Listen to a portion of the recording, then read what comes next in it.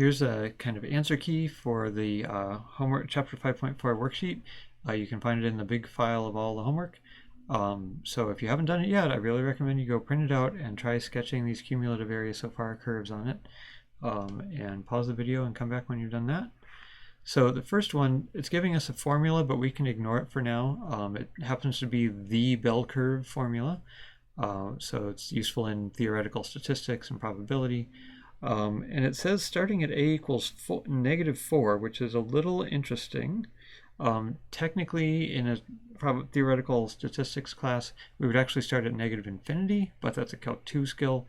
So -4 is close enough to -infinity for us for today. When we're first drawing, considering cumulative area so far, the boxes we would draw are very small heights. And so my cumulative area so far curve would not be increasing very quickly at all. It would be increasing because they have positive heights, but very small. So it's basically indistinguishable from the curve until you get to about here. You can start seeing that the boxes would have some positive height. I'm going to use a right-hand method, not for any theoretical reason, just because it makes the boxes taller sooner, so it's easier to draw or easier to see on the figure. So I'm doing boxes that are taller and taller.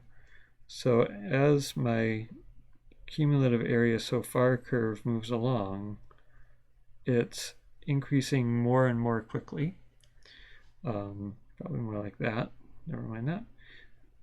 By the time I get over here, my boxes are as tall as they're going to get, so things are going to be increasing the fastest they'll ever be increasing in this graph.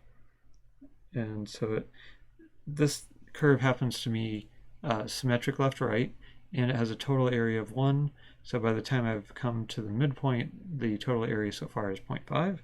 You don't have to know that, but it's kind of not bad to notice. And then as I'm going farther and farther over, these boxes are now not as tall. And so as I'm adding up those areas, sweeping out the area under the curve, this is increasing but not as quickly. And then it's increasing more and more slowly. So out here, my boxes are very short, so when I add another box, I still increase, but not by very much.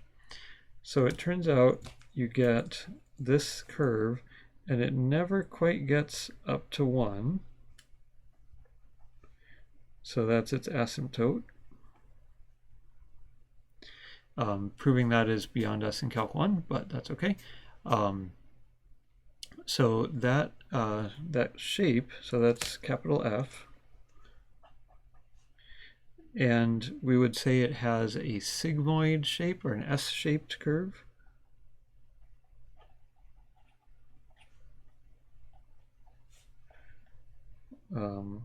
Sigmoid, because the Greek letter sigma sometimes is written kind of like an English letter S.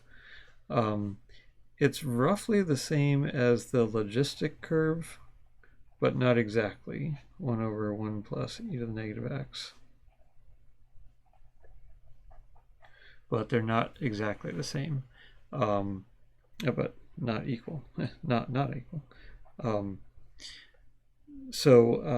In fact, the differences between them make for some interesting theoretical statistics discussions, but let's move on to the next one. How about e to the negative x starting at a equals 0?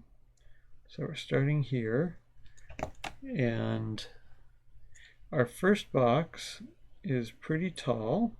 We can use a midpoint method here. It's all kind of approximate anyway.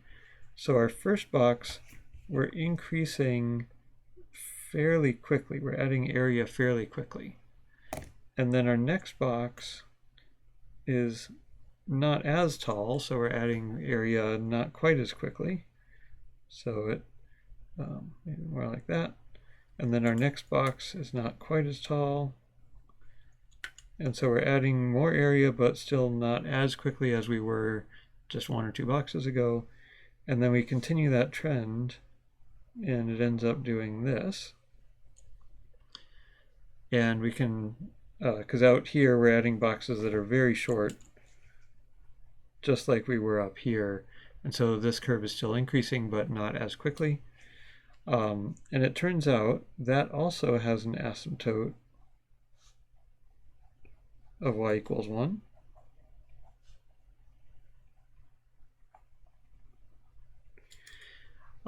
Usually here we don't care about integrating back beyond 0, but it's not a bad idea to think about it. My next box here would be even taller, but it would have a negative width, and so I would decrease even quicker going back than I was increasing going forward. So what formula might describe that curve? Kind of interesting to think about. Then let's do this one, 1 over x starting at a equals 1. So this is big F there. So my first box, again, we're not going to be too careful about midpoint, left, right, whatever. My first box is kind of medium tall. I mean, I'm going to have taller boxes over here and shorter boxes over there. So we'll say this is increasing at kind of a medium speed. And then my next box is not as tall. And so I'm still increasing in big F, but not as quickly. And that just keeps going on and on, something like this. And then what about going backwards? Well, I've got an even taller box there, and we're going backwards, so it has a negative width. So this will decrease going to the left more quickly than we were increasing going to the right. And then this box is even taller, so this is going down there. And what's happening to the heights of these boxes, this is 1 over x, so as you get close to x equals 0, these boxes get infinitely tall, almost. I mean, they're sneaking up on infinity. And so this ends up decreasing infinitely quickly. So it's going to negative infinity. And we have a vertical asymptote here.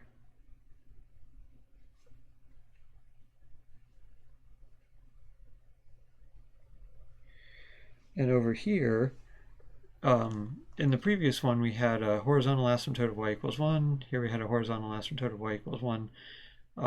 You find out pretty quickly that you do eventually exceed 1. You exceed 1 right about here. I didn't draw it very well, but let's pretend that I did. Right around 2.7-ish. That's where this curve passes through y equals 1. 2.7-ish, does that ring any bells? That's E, right? 2.718, blah, blah, blah. And so this is a curve that's always increasing over here, decreasing toward negative infinity over here. That's basically log. So this is going to infinity. So f of x is natural log of x. So it's interesting, for e to the negative x, that curve was going to 0, and its cumulative area so far was increasing forever, but never gets beyond y equals 1. 1 over x, that curve is also going to 0, but the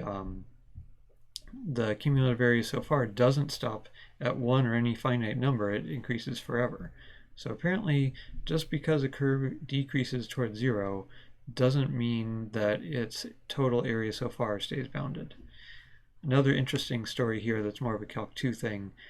This curve is going to infinity, 1 over x, and the cumulative area so far shoots to negative infinity, so that's a vertical asymptote. But there are other curves whose little f values go to infinity here, but their cumulative area so far does not go to infinity. It actually ends up touching the y-axis. So you'll just have to wait for Calc 2 for that mystery to be solved. All right, and then the back side of that worksheet or part 2, is 2 examples. And now the challenge isn't necessarily to sketch the cumulative area so far curve from one or the other, but to evaluate some statements that have been made. Some of these are statements from students, some of them I've kind of thrown in there. Instead of describing all the kind of answer key stuff in a video, I'll just type it into a second copy of the worksheet in the big file of homework. But I just wanted to advertise this to you. All right, so you might be saying, wow, we did cumulative change so far on a constant function, on a linear function, on sine, on cosine, on the bell curve, on e to the negative x, on 1 over x. What else is there to do? Well, here's the answer to all your questions. I'm suggesting that you consider the cumulative area so far on all these. I'll put this file in Canvas. I'll see if I can put it in the big file of homework, but it's kind of hard. So for different columns here, you would use different starting values of a. So for this whole column, use a equals 0. For this whole column, a is indicated on each graph, so you'd use it over here, over here. Some of these we've done already, some of them we haven't. Here a is indicated there. And these are arranged in some kind of systematic way. Like here's a bell curve with a peak to it. Here's a triangle that's kind of trying to be a bell curve. Here's a surge curve. Here's a surge curve with like a t squared instead of a t. Here's a surge curve or bell curve that's cut off at a certain point. That's kind of interesting. Then we've got various square waves and triangle waves. And then over here we've got x to the 0, x to the 1, x squared, x cubed. So this will really exercise all of your cumulative area so far skills, so I really strongly recommend it to you. And I'll put the kind of a description of the answer key in the description on this video, the YouTube description. Oh, I'll just tell you anyway. If you look at the back page of the worksheet, that's next video, all these curves are the cumulative area so far curves of the front page, and there's even more to discover there. All right.